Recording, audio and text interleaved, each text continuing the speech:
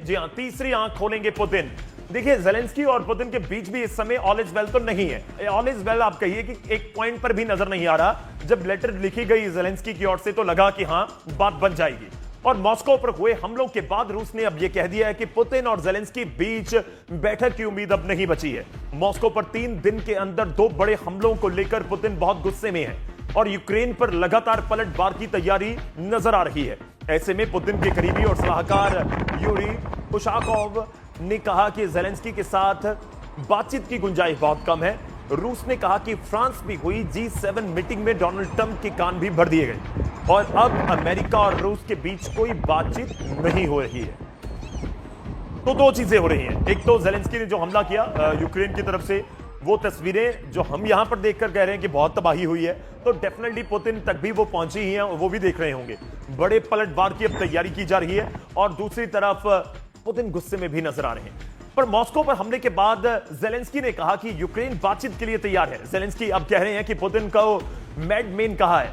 उनका कहना है कि पुतिन सब कुछ जला देना चाहते हैं, इसलिए अब यूरोप रूस पर ज्यादा से ज्यादा प्रतिबंध लगाए। यह भी कहा जा रहा है कि प्रतिबंध लगाए जाएं, लेकिन बात अलग इस तरह समय नजर आ रही है।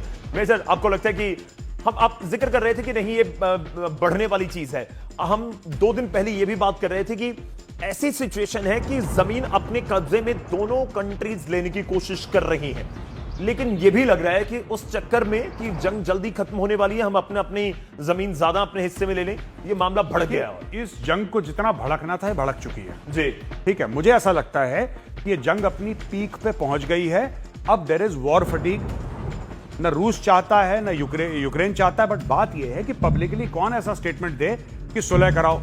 कमजोर पार्टी ज़ेलेंस्की है। ज़ेलेंस्की ने 2-3 बार बोल दिया कि चलो बात कर दो, लेकिन ज़ेलेंस्की हमला भी तो कर रहा है जी। तो रूस को तो अपना, जिसको कहते हैं इज्जत, भी तो देखनी है भाई 4 लोगों के बीच में अपनी। बिल्कुल यही चल रहा है वहां पे। नहीं, आपको लग नहीं रहा कि 2 देश दोनों चाहते हैं कि अब थक गए हैं, बहुत हुई जंग, लेकिन ज़ेलेंस्की ने तो कदम बढ़ा दिया था ना।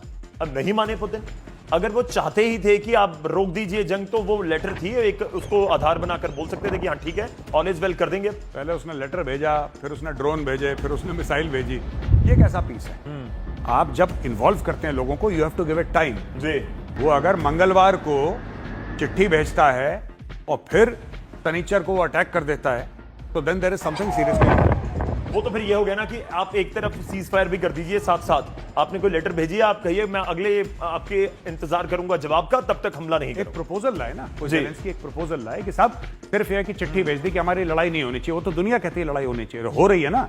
तो अब आप एक प्रपोजल लाइए कि साहब ऐसा है कि हम भी, जैसे ईरान यूएस में हुआ, हम भी 60 दिन का सीज फायर करेंगे और 60 दिन के सीज फायर में हम इधर इधर मिलेंगे, एक न्यूट्रल ग्राउंड पे मिलेंगे और वहां पे डिस्कशन होगा कि क्या करना है, कैसे करना है और किस तरीके से हम इसको आगे ले जाएंगे। ये जो टेम्पलेट है जी, ये जो टेम्पलेट है ईरान और यूएस का, ये क्यों सक्सेसफुल हुआ, मैं आपको इसकी भी एक बहुत बड़ी सीक्रेट बताता हूं। ये इसलिए हुआ क्योंकि अमेरिकन जमीन पे लेट गए। वो बिल्कुल लेट गए, उन्होंने हथियार डाल दिए, उन्होंने घुटने, डील तो होनी थी। फिर भाई जब मैं आपसे लड़ने आया, आप मुझसे लड़ना ही नहीं चाहते, तो मैं फिर आपसे कैसे लड़ लूंगा? अगर आप लड़ना ही नहीं चाहते तो बिल्कुल कहानी खत्म हो गई।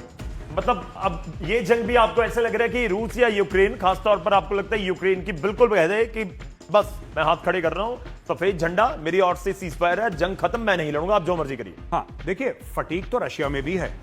Let us agree that Russia को भी बहुत लाखों कैजुअलिटीज हुई हैं और रशिया में भी बहुत ज्यादा वॉर फटीग है। लेकिन क्योंकि रशिया बड़ा मुल्क है, रशिया के पास पूरा इकोसिस्टम है, रशिया कुछ और देर सस्टेन कर सकता है। ऑयल के रेवेन्यूज हैं, गैस के रेवेन्यू हैं, रशिया किसी तरीके से सस्टेन कर सकता है। यूक्रेन के लिए बड़ा मुश्किल है, लेकिन फिर भी यूक्रेन खड़ा हुआ है, लड़ रहा है। Ukraine is in a weaker position, but this is not to say that Russia is absolutely hunky dory, ऐसा नहीं है। रशिया को भी अच्छी मार पड़ रही है। मैडमैन कहते हैं ज़ेलेंस्की पुतिन को, मैडमैन। अब सब मैडमैन तो यहां पे जब से डोनाल्ड ट्रंप आए हैं, सभी एक दूसरे को गालम गलौच में लगे हुए हैं। वो इनको कहते हैं मैडमैन, ये किसी और, ये खमेनेई को कहते थे मैडमैन, जिसकी जान चली गई 28 को। तो ये सभी एक दूसरे को मैडमैन कह रहे हैं।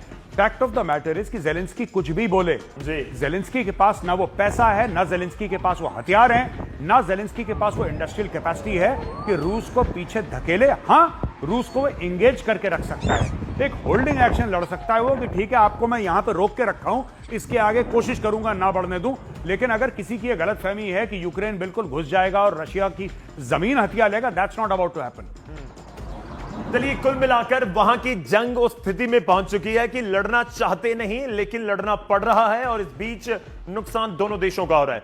लेकिन रूस और यूक्रेन की जंग क्या खत्म होगी? क्या 2026 आखिरी साल है इस जंग का? 4 साढ़े 4 साल बाद खत्म हो जाएगी?